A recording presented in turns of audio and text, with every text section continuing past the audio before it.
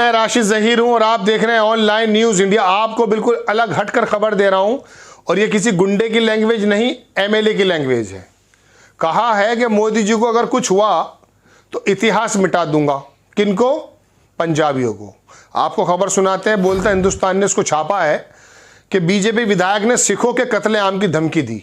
अब ये गुंडाई पे उतर आए। आपको मालूम है कि प्रधानमंत्री जी का जो वहां से दौरा था वो वापस आ गया, उनकी खुद की वजह से या कोई और वजह, वो जो एक बाकायदा दूसरा विषय है। लेकिन वो लिखता है जो विधायक है उसे इतना गुस्सा आया, उत्तर प्रदेश का वो विधायक है, उसने कहा, बोला कि मोदी को इंदिरा समझे तो इतिहास मिटा दूंगा। इंदिरा गांधी के बारे में ये इशारा देता है। आपको जानते होंगे कि इंदिरा जी का जो वो हत्या हुई थी वो उनके बॉडीगार्ड्स थे, सिख थे, उन्होंने कर दी थी।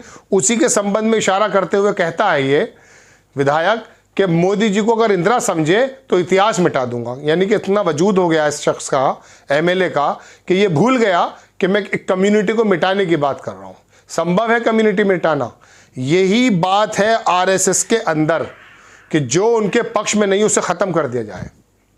चलिए हम आपको बताते हैं कि लिखा इसने कि बीजेपी विधायक ने सिखों के कत्लेआम की दी धमकी, बोला मोदी को इंदिरा समझे तो इतिहास मिटा दूंगा। आगे लिखते हैं, उत्तर प्रदेश के बिठूर विधानसभा क्षेत्र से भाजपा विधायक अभिजीत सांगा ने खुलेआम जनसंहार की धमकी दी।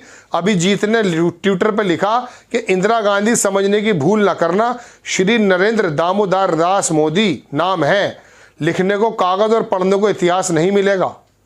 लिखने को कागज और पढ़ने को इतिहास नहीं मिलेगा। ये इनका ट्विटर भी है, एमएलए अभिजीत सिंह सांगा। इंदिरा गांधी समझने की भूल ना करना, क्या मतलब है इससे?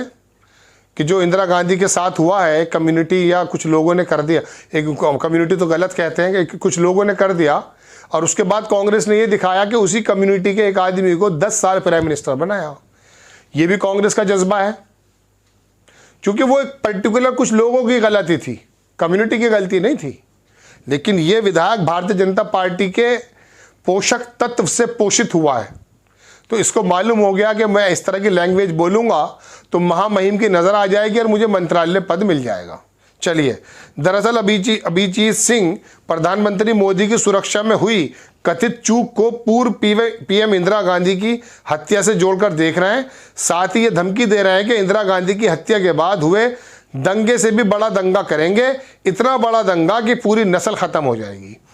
और इसी तरह का नरसंहार करने की जो एक आह्वान उठाया था अभी हरिद्वार में, वो इन्हीं के सब वो लोग जो साधु हैं, वो इन्हीं लोगों के जो है ना मार्गदर्शक हैं। उन्हीं के बातों से ये कुकुर मुत्ते पैदा होते हैं। बता दें, आज प्रधानमंत्री नरेंद्र मोदी पंजाब के फिरोजपुर के रैली में संबोधित करने वाले थे। इसी दौरान फिरोजपुर में कई विकास परियोजनाओं की नींव रखने वाले थे, शहीद स्मारक भी जानने वाले थे। खराब मौसम की वजह से प्रधानमंत्री हेलीकॉप्टर की जगह सड़क मार्ग से दौरा करने का कार्यक्रम बनाया, लेकिन रास्ते में प्रदर्शनकारियों के विरोध के बाद पीएम मोदी को दौरा रद्द करना पड़ा।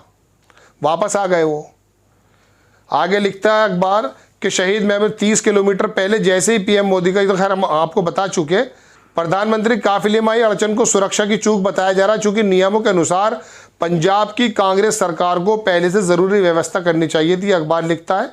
चलिए, उस पर आपको ये लिखता है कि प्रधानमंत्री जी ने वो एयरपोर्ट पर कटाक्ष भी कर दिया है कि अपने सीएम से कहना कि मैं जिंदा वापस पहुंच सका हूं एयरपोर्ट तक। अब इसमें जेपी नड्डा ने भी कुछ लिखा है, वो देख लीजिए। पंजाब की सरकार, कांग्रेस सरकार ने आगामी विधानसभा चुनाव में जनता के हाथों करारी हार के डर से पंजाब में देश के यशस्वी प्रधानमंत्री श्री नरेंद्र मोदी जी के कार्यक्रम को विफल करने के लिए हर कोशिश संभव की। प्रधानमंत्री की सुरक्षा से खिलवाड़ किया गया, ये खबर है। अब आप सुनिए कि पंजाब के जो चन्नी जी हैं मुख्यमंत्री, उन्होंने टीवी पर आकर कहा कि खेद है, लेकिन प्रधानमंत्री जी का जो दौरा था वो हेलीकॉप्टर से जाने का था। अब खुद ही वो सड़क मार्ग से जाने लगे, वहां पर कुछ प्रदर्शनकारियों ने रास्ता रोक लिया। तो एक बात तो सुनिए, विधायक जी, ये बिठूर के जो विधायक हैं सांगा, इनसे अगर कोई ये पूछ ले कि इन्हीं किसानों के आगे कीलें लगाई गई थी 1 साल से करीब लगभग, इसी गाजीपुर और सिंगूर बॉर्डर के पास, इनके भी रास्तों को अवरुद्ध कर दिया गया था, वो चीज़ नज़र नहीं आई। और अब ये शख्स, ये विधायक बात किस तरह की बोलता है कि प्रधानमंत्री नरेंद्र मोदी जी को इंदिरा गांधी न समझा जाए, यानी कि वो पूरी की पूरी कम्युनिटी को नरसंहार करने की बात करता है। ये टेंडेंसी कहाँ से पैदा हो गई है? विधायक जो है या जनप्रतिनिधि जो है वो तमाम इलाके का और तमाम लोगों का होता है। वो खास करके पर्टिकुलर वर्ग की बात करने लगा और दूसरे वर्ग का नरसंहार की बात करने लगा। ये चीज़ें कहाँ से पैदा हो गई हैं? पहले तो नहीं थी ये वाली बातें पैदा। ये पैदा हो गई हैं दर्शकों कि हमने आपको बताया कि जब हरिद्वार के अंदर धर्म संसद लगा करके एक पर्टिकुलर समुदाय का नरसंहार करने की बात की जाती है, तो इस सड़क पर खड़े हुए इस तरह के विधायक, एमएलए और वो हिंदुत्ववादी संगठनों के अंदर एक कॉन्फिडेंस गेन हो जाता है और वो आकर के फिर नरसंहार की बात करते हैं, चाहे उसमें मुस्लिम हो, ईसाई हो। अब ये विधायक बोलता है कि भाई हम पूरे सिख जमात का यानी कि पूरी कम्युनिटी को इलाज कर देंगे। समझ रहे हैं? नहीं, ये लैंग्वेज देखिए इसकी कि इतिहास मिटा दूंगा। इसके अंदर कितना कॉन्फिडेंस है कि ये पूरे की पूरी सिख कम्युनिटी का इतिहास मिटाने की बात करता है। ये नेताओं के अंदर जो गुंडाई वाली भाषा पैदा हुई है, इसके बारे में भी शोध होना चाहिए। और भारतीय जनता पार्टी, यदि इनके कुछ नेता अगर ऐसे हैं जो इन चीज़ों को सही नहीं समझते, हालांकि दिखाई नहीं देता, तो उन्हें इन चीज़ों को रोकना चाहिए। और इस तरह के भाजपा जो गुंडाई विधायक गुंडाई लैंग्वेज इस्तेमाल कर रहे हैं, उनको रोकने के साथ साथ तंबी करनी चाहिए, डांटना चाहिए कि आप अलग अलग कम्युनिटी का नाम क्यों ले रहे हैं। लेकिन धर्म संसद हो या हिंदुत्ववादी संगठन हो या इस तरह के बीजेपी की भाषा हो, वो उसको रोकने की बात ही नहीं करते। अब आप ये देखिए, धर्म संसद पे एक भी शब्द अभी नरेंद्र मोदी जी और उनके पूरे मंत्रिमंडल का एक शब्द नहीं आया। अभी वो जो मुस्लिम लड़कियों की जो सुल्ली ऐप लगाई गई थी, उसमें बुल्ली बाई ऐप हुई है, उसके बारे में कोई शब्द नहीं बोल पाएंगे। और फिर पूरी कम्युनिटी का नरसंहार को कह देता है एक विधायक उत्तर प्रदेश का कि साहब अगर प्रधानमंत्री जी को ये कुछ किया तो पूरी नस्ल खत्म हो जाएगी। इस तरह की लैंग्वेज इस्तेमाल होती है। तो ये तो लोकतंत्र में नहीं होता। ये तो उन चुनी हुई सरकारों के अंदर चुने हुए प्रतिनिधियों की जबान नहीं होती जिस तरह की बोल रहे हैं। लेकिन इनकी गलती इसलिए नहीं है दर्शकों, मैं कई बार कह चुका आपसे कि जब हमारे मुख्यमंत्री जी खुलेआम कहते हैं कि ठोक दो की राजनीति, और हमारे उत्तर प्रदेश के मेरठ सरदाना विधायक एक बात कहता कि 75% लोगों को तो ठोक दिया, अगली बार 25% और ठोक देंगे।